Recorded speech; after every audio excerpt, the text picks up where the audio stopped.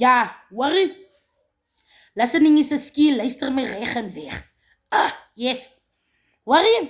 Soos ek nou so al gekyk het, sien ek jong, hier's jong skroewe gedek. Yes. As ek praat van gedek, die jong skroewe ram gevat. Nou ramvat is wanneer jy was tussen die witlakens en jy het ram gevat. Nou hoor ek kom praat met julle. Yes.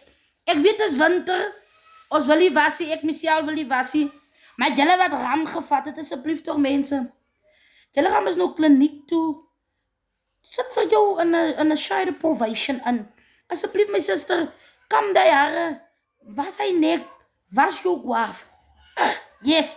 Die rede ook maar hoekom ek so sê my suster, enige tyd kan het jou tyd wees, so asseblief, kry vir jou 'n rat. Jy het mos ram gevat.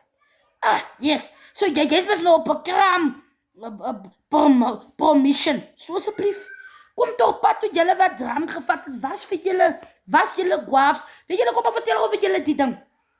Ek het een dag, tot mevrou, tot Rabie plaas nog gewerk het, tot mevrou haar kassie skoon gemaakt. Yes. En toen zei mevrou van my vriend Colleen, kyk hier is nou die kan jy gebruik, oral waar jy wil. Nou had het dus Jody nog binnen my mag in. En worry, terwyl mevrou nou vir my sê, Ziekels, vriend Colleen, hierdie, nou kan jy oral gebruik, toe sê ek vir myself, hier kan ek kan hom oral gebruik, mevrou sê so.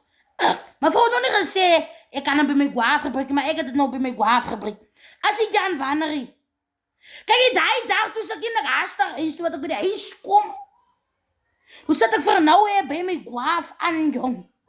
Kyk, toe lyk hierdie gwaaf van my soos my gesig hierbo, kyk, hy is heel skoon.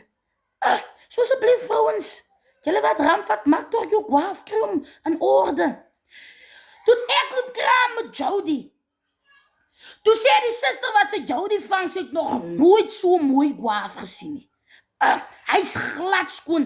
Die aand toe die sister hier sê, ek moet opstaan nie. Toe Jody al buite, toe sê die sister ek nog leef, want sy straal so oor my gwaaf.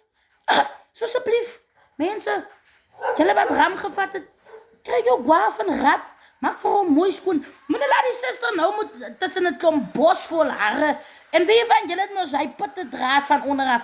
Moenie laat die sister nou weer daar moet loop krap tussen die pit en goed om nou die handsakkie te vang. Julle maak die ding vir die sisters moeilik, en I thank you.